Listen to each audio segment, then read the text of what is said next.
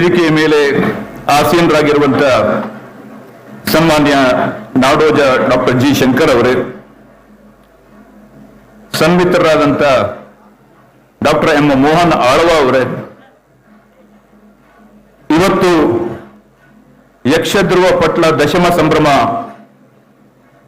ಈ ಕಾರ್ಯಕ್ರಮದಲ್ಲಿ ಸನ್ಮಾನಕ್ಕೆ ಪಾತ್ರರಾದಂಥ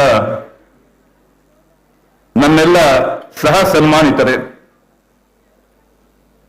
ಗೌರವಾನ್ವಿತ ವೇದಿಕೆಯಲ್ಲಿರುವಂಥ ಎಲ್ಲ ಗಣ್ಯಮಾನ್ಯರೇ, ವೇದಿಕೆಯ ಮುಂಭಾಗದಲ್ಲಿರುವಂಥ ಎಲ್ಲ ಮಾತೆಯರೇ, ಮಹನೀಯರೇ, ಆತ್ಮೀಯರೇ, ಎಲ್ಲರಿಗೂ ಅತ್ಯಂತ ಕೃತಜ್ಞತಾಪೂರ್ವಕ ವಂದನೆಗಳು. ನಾನು ಒಂದು ನಿಮಿಷ ಗರಬಡಿದವರ ಹಾಗೆ ಕುಳಿತುಕೊಂಡು ನೋಡ್ತಾ ಇದ್ದೆ. ನಾನು ಖಂಡಿತವಾಗಿಯೂ ಕೂಡ ಪಟ್ಲ ಸತೀಶ್ ಶೆಟ್ಟಿ ಅವರು ಈ ರೀತಿಯಾದಂಥ ವೈಭವಯುತವಾದಂಥ ಒಂದು ಕಾರ್ಯಕ್ರಮವನ್ನ ಇಲ್ಲಿ ಸಂಘಟಿಸ್ತಾರೆ ಅನ್ನುವಂತಹ ತೆಲಮಾತ್ರ ಯೋಚನೆಯೂ ಕೂಡ ನನ್ನ ಮನಸ್ಸಿನಲ್ಲಿ ಇರಲಿಲ್ಲ. ಕಾರ್ಯಕ್ರಮಕ್ಕೆ ಬರೋದಕ್ಕಿಂತ ಸುಮಾರು ಒಂದು 5-6 ಕಿಲೋಮೀಟರ್ ದೂರದಲ್ಲಿಯೇ ಈ ಕಾರ್ಯಕ್ರಮ ಯಾವ ರೀತಿಯಾದಂಥ ಒಂದು ಸಂಭ್ರಮ ಮತ್ತು ವೈಭವವನ್ನ ಹೊಂದಿದೆ ಎನ್ನುವಂತರ ಒಂದು ಸಣ್ಣ ಮುನ್ಸೂಚನೆ ನನಗೆ ಸಿಕ್ಕಿತ್ತು. ಆದರೆ ಇಲ್ಲಿ ಆಗಮಿಸಿದಾಗ ನಾನು ಕಂಡಂತ ವೈಭವವೇ, ಆತ್ಮೀಯತೆಯೇ ಬೇರೆ. ಸಾಮಾನ್ಯವಾಗಿ ಚಪ್ಪಾಳೆ ತಟ್ಟಬಹುದು, ಇದರಲ್ಲೇನು, ಇನ್ನು ಮೋದಿಯವರು ಚಪ್ಪಾಳೆಗೆ ಇನ್ನು GST ಹಾಕಿಲ್ಲ, ಇನ್ನು ಧಾರಾಳವಾಗಿ ಚಪ್ಪಾಳೆ ಹೊಡಿಬಹುದು. ಯಾಕಂದ್ರೆ ಚಪ್ಪಾಳೆ ಹೊಡೆಯುವಂತ ಒಂದು ಸಂದರ್ಭ ಇದು. ಒಬ್ಬ ವ್ಯಕ್ತಿ ಮನಸ್ಸು ಮಾಡಿದರೆ ಏನೆಲ್ಲ ಸಾಧಿಸಬಹುದು ಅನ್ನುವಂಥದ್ದನ್ನ ಇವತ್ತಿನ ಈ ಕಾರ್ಯಕ್ರಮ ಸಾಧಿಸಿ ತೋರಿಸಿದೆ. ಒಂದು ಒಳ್ಳೆಯ ಉದ್ದೇಶ, ಒಂದು ಒಳ್ಳೆಯ ಆಶಯ, ಪ್ರಾಮಾಣಿಕತೆ, ಕಾಳಜಿ, ಶ್ರದ್ಧೆ, ತುಡಿತ, ನಿಷ್ಠೆ ಒಂದು ಕ್ಷೇತ್ರದ ಮೇಲೆ ಇದ್ದರೆ ಏನೆಲ್ಲ ಆಗತ್ತೆ ಅನ್ನೋದಕ್ಕೆ ಭಾಗವತರಾದಂಥ ಸತೀಶ್ ಪಟ್ಲ ಅವರು ಕಾರಣ, ಹಾಗೂ ಇವತ್ತಿನ ಕಾರ್ಯಕ್ರಮ ಅದಕ್ಕೆ ಸಾಕ್ಷಿ. ನನಗೆ ಸನ್ಮಾನ ಮಾಡಿದ್ರು ಅನ್ನುವಂಥ ಒಂದು ಕಾರಣದಿಂದ ನಾನು ಈ ಮಾತನ್ನ ಹೇಳ್ತಾ ಇಲ್ಲ. ನನ್ನನ್ನು ಅಯಾಚಿತವಾಗಿ ಇಲ್ಲಿಗೆ ಕರೆದಿದ್ರೂ ಕೂಡ ನಾನು ಇದೇ ಮಾತುಗಳನ್ನ ಹೇಳ್ತಾ ಇದ್ದೆ. ಭಾಗವತಿಕೆಗೆ ಒಂದು ಗ್ಲಾಮರ್ ಮತ್ತು ಒಂದು ಹೀರೋ ಪಟ್ಟವನ್ನ ಕೊಟ್ಟಿದ್ರೆ, ಭಾಗವತಿಕೆಗೆ ಒಂದು ಅದ್ಭುತವಾದಂಥ ಒಂದು ಗೌರವದ ಸ್ಥಾನವನ್ನು ಕೊಟ್ಟಿದ್ರೆ, ನಿಸ್ಸಂದೇಹವಾಗಿ ಅದು ಪಟ್ಲ ಅವರಿಗೆ ಸೇರುತ್ತೆ. ಅದು ಪಟ್ಲ ಅವರು, ಅವರ ವ್ಯಕ್ತಿತ್ವದ ಒಂದು ವಿಶೇಷ ಏನಂತಂದ್ರೆ, ಅವರು ಒಬ್ಬರೇ ಬೆಳೆಯಲಿಲ್ಲ. ಅವರು ಅಥವಾ ತಾನು ಒಬ್ಬನೇ ಬೆಳೆಯಬೇಕು ಅನ್ನುವಂಥ ಒಂದು ಆಶಯವನ್ನು ಅವರಲ್ಲಿ ನಾವು ಕಾಣಲಿಕ್ಕೆ ಸಾಧ್ಯವಿಲ್ಲ. ಅವರ ವ್ಯಕ್ತಿತ್ವದ ಮೂಲ ಸೆಲೆ ಇರುವಂಥದ್ದು ಯಕ್ಷಗಾನ ಕ್ಷೇತ್ರದ ಒಂದು ಉದ್ಧಾರ, ಯಕ್ಷಗಾನ ಕ್ಷೇತ್ರದ ಒಂದು ಕಾಳಜಿ.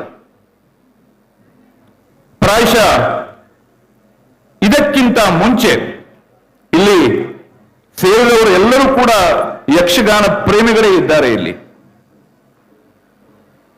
ಅವರೆಲ್ಲರೂ ಕೂಡ ನನ್ನ ಮಾತನ್ನ ಸಮ್ಮತಿಸ್ತಾರೆ ಅಂತೇಳಿ ನಾನು ಭಾವಿಸಿದ್ದೇನೆ. ಒಬ್ಬ ಭಾಗವತರು, ಒಬ್ಬ ಕಲಾವಿದರು ತಾನು ನಂಬಿದಂತ ಕ್ಷೇತ್ರವನ್ನ ಸಂಪೂರ್ಣವಾಗಿ ಆವರಿಸಿ ಈ ಯಕ್ಷಗಾನ ಕ್ಷೇತ್ರಕ್ಕೆ ಯಾವ ರೀತಿಯಾಗಿ ಕೊಡುಗೆಯನ್ನು ಕೊಡಬಹುದು ಅನ್ನುವಂಥದ್ದನ್ನ ತೋರಿಸುವುದರ ಮೂಲಕ ಯಕ್ಷಗಾನಕ್ಕೆ ಒಂದು ಹಿರಿಮೆಯನ್ನ, ಗರಿಮೆಯನ್ನ, ಘನತೆಯನ್ನ ತಂದುಕೊಟ್ಟಂತ ಒಂದು ಘನ ವ್ಯಕ್ತಿತ್ವ ನಮ್ಮ ಪಟ್ಲ ಸತೀಶ್ ಶೆಟ್ಟಿ ಅವರದ್ದು. ನನಗೆ ನಿಜಕ್ಕೂ ಕೂಡ ಅವರ ಬಗ್ಗೆ ಒಂದು ವಿಶೇಷವಾದಂತ ಒಂದು ಮಮತೆ ಇದೆ. ಇವತ್ತು ಬಹಳ ಜನ ಹೇಳ್ತಾರೆ ಯಕ್ಷಗಾನ ಅದರ ಜನಪ್ರಿಯತೆ ಕಡಿಮೆ ಆಗ್ತಾ ಇದೆ ಅಂತ. ಖಂಡಿತವಾಗಿಯೂ ಕೂಡ ನನಗೆ ಎಂದೂ ಕೂಡ ಹಾಗೆ ಅನಿಸಿಲ್ಲ. ಈ ವೇದಿಕೆಯಲ್ಲಿ ಮತ್ತು ವೇದಿಕೆಯ ಮುಂಭಾಗದಲ್ಲಿ ಸೇರಿರುವಂತ ಎಲ್ಲರ ವ್ಯಕ್ತಿತ್ವ ಪ್ರಧಾನವಾಗಿ ರೂಪಿತವಾಗಿದ್ದರೆ ಅದಕ್ಕೆ ಮುಖ್ಯವಾದಂತಹ ಒಂದು ಕಾರಣ ಯಕ್ಷಗಾನ. ನನ್ನ ಮನಸ್ಸಿನಲ್ಲಿ, ನನ್ನ ವ್ಯಕ್ತಿತ್ವದಲ್ಲಿ, ನನ್ನ ಆಲೋಚನೆಯಲ್ಲಿ, ನನ್ನ ವಿಚಾರಗಳಲ್ಲಿ ಇವತ್ತು ಯಕ್ಷಗಾನ ಪ್ರಧಾನವಾಗಿ ಮೇಳೈಸಿದೆ. ನಾವೆಲ್ಲರೂ ಕೂಡ ನಮ್ಮ ಚಿಂತನೆಯನ್ನ ಯಕ್ಷಗಾನದ ಭೂಮಿಕೆಯಲ್ಲಿ ನಾವು ಇವತ್ತು ಅದನ್ನು ಅರಳಿಸಿಕೊಂಡಿದ್ದೇವೆ. ಇವತ್ತು ನಾವಾಗಿದ್ದರೆ ಅದಕ್ಕೆ ಮೂಲ ಕಾರಣ ಯಕ್ಷಗಾನ.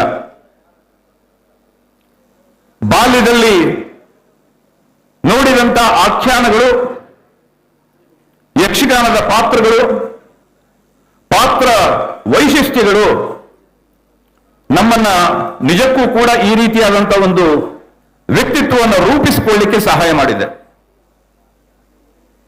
ಇಂಥ ಯಕ್ಷಗಾನ ಯಾವ ಕಾಲಕ್ಕೂ ಕೂಡ ಅವಸಾನ ಆಗಲಿಕ್ಕೆ ಅಥವಾ ಕಳೆಗುಂದಲಿಕ್ಕೆ, ತನ್ನ ಮಹತ್ವವನ್ನು ಕಡಿಮೆ ಮಾಡಿಕೊಳ್ಳಲಿಕ್ಕೆ ಸಾಧ್ಯವೇ ಇಲ್ಲ. ಅದು ಸುಮ್ಮನೆ ಔಪಚಾರಿಕವಾಗಿ ನಾವು ಹೇಳ್ತೇವೆ ಅಷ್ಟೇ. ಆಗ ಖಂಡಿತವಾಗಿಯೂ ಕೂಡ ಯಕ್ಷಗಾನಕ್ಕೆ ಯಾವತ್ತೂ ಕೂಡ ಅದರದ ಹಿರಿಮೆ ಇದ್ದೇ ಇದೆ. ಅಥವಾ ಸ್ವಲ್ಪ ಕಡಿಮೆ ಆಯಿತು ಅಂತೇಳಿ ನಮಗೇನಾದರೂ ಅನಿಸಿದರೆ ಪಟ್ಲ ಸತೀಶ್ ಶೆಟ್ಟಿ ಅವರು ಆಗಾಗ ಅವತರಿಸ್ತಾನೆ ಇರುತ್ತಾರೆ. ನಾನು ಈ ಪುಸ್ತಿಕೆಯನ್ನು ನೋಡ್ತಾ ಇದ್ದೆ. ಪಟ್ಲ ಅವರು ಮಾಡದಂತಹ, ಕಲಾವಿದರಿಗೆ ಮಾಡದಂತಹ ಒಂದು ಸೇವೆಯನ್ನ ನೋಡಿದರೆ, ಪ್ರೋತ್ಸಾಹವನ್ನ ನೋಡಿದರೆ ನಿಜಕ್ಕೂ ಒಂದು 10 ನಿಮಿಷ ನಮ್ಮೆಲ್ಲರ ಅಂತರಂಗವನ್ನ ಮಿಡಿಯುವಂತಹ ಒಂದು ಕೆಲಸವನ್ನ ಅವರು ಮಾಡಿದ್ದಾರೆ. ನಾವೆಲ್ಲರೂ ಕೂಡ ನಮ್ಮ ನಮ್ಮ ಕ್ಷೇತ್ರಗಳಲ್ಲಿ ದೊಡ್ಡ ದೊಡ್ಡ ಸಾಧನೆಯನ್ನ ಮಾಡ್ತೇವೆ. ಆದರೆ ನಾವು ಮಾಡದಂತ ಕ್ಷೇತ್ರಕ್ಕೆ ನಾವು ಏನು ಕೊಡ್ತೇವೆ ಅನ್ನುವಂಥ ಒಂದು ಪ್ರಶ್ನೆಯನ್ನು ಕೇಳಿದಾಗ ನಮ್ಮ ಮುಂದೆ ಅನೇಕ ಸಂದೇಹಗಳು, ಪ್ರಶ್ನೆಗಳು ಭೂತಾಕಾರವಾಗಿ ನಿಲ್ಲುತ್ತೆ. ಆದರೆ ಪಟ್ಲ ಸತೀಶ್ ಶೆಟ್ಟಿ ಅವರು ಮಾಡದಂತಹ ಸೇವೆ, ವಿಶೇಷವಾಗಿ ಯಕ್ಷಗಾನ ಕಲಾವಿದರಿಗೆ ಅವರು ಮಾಡಿದಂತಹ ಒಂದು ಸೇವೆ ಇದೆಯಲ್ಲ, ಅದು ಬಹಳ ದೊಡ್ಡದು. ಇವತ್ತು ನಾನು ಅನೇಕ ಕೊಲ್ಲಿ ರಾಷ್ಟ್ರಗಳಲ್ಲಿ, ಹೊರ ರಾಜ್ಯಗಳಲ್ಲಿ ಮತ್ತು ನಮ್ಮ ರಾಜ್ಯಗಳಲ್ಲಿ ಪಟ್ಲ ಅವರ ಬಗ್ಗೆ ಆಡ್ತಾ ಇರುವಂತಹ ಅಭಿಮಾನದ ಮಾತುಗಳನ್ನು ನಾನು ಕೇಳಿದ್ದೇನೆ. ಇವತ್ತು ಪಟ್ಲ ಅವರು ಯಕ್ಷಗಾನದ ಹೆಸರಿನಲ್ಲಿ ಯಾರ ಹತ್ರ ಆದರೂ ಕೂಡ ಬೊಗಸೆಯನ್ನ ಒಡ್ಡಿದ್ರೆ ಬಹುಶಃ ಯಾರೂ ಕೂಡ ಇಲ್ಲ ಅಂತ ಹೇಳಲ್ಲ ಅಂತವರಿಗೆ. ಇದಕ್ಕೆ ಹಣವನ್ನ ಕೇಳಲಿಕ್ಕೆ ಎಷ್ಟು ಕಷ್ಟವೋ ಅದೇ ರೀತಿಯಾಗಿ ಕೇಳಿದವರು ಯಾರು ಅನ್ನುವಂಥದ್ದನ್ನು ಕೂಡ ಪ್ರಶ್ನೆ ಮಾಡುವಂಥದ್ದು ಕೂಡ ಅಷ್ಟೇ ಮುಖ್ಯ ಆಗತ್ತೆ. ಇಲ್ಲಿ ಪಟ್ಲ ಸತೀಶ್ ಶೆಟ್ಟಿ ಅವರು ಯಕ್ಷಗಾನದ ಮೂಲಕ ಆ ರೀತಿಯಾದಂತಹ ಒಂದು ವ್ಯಕ್ತಿತ್ವವನ್ನು ಬೆಳೆಸಿಕೊಂಡಂತವರು. ನೋಡಿ, ಇಲ್ಲಿ 10 ಲಕ್ಷ ಕೊಟ್ಟವರು, 50 ಲಕ್ಷ ಕೊಟ್ಟವರು, ಕೋಟಿ ಹಣವನ್ನು ಕೊಟ್ಟಂತ ದಾನಿಗಳ ಸಂಖ್ಯೆ ಬಹಳ ಇದೆ. ಖಂಡಿತವಾಗಿಯೂ ಕೂಡ ಯಕ್ಷಗಾನ ಬಹಳ ಶ್ರೀಮಂತವಾಗಿದೆ ಅಂತೇಳಿ ನನಗನ್ನಿಸ್ತಾ ಇದೆ ಇದನ್ನು ನೋಡಿದ್ರೆ.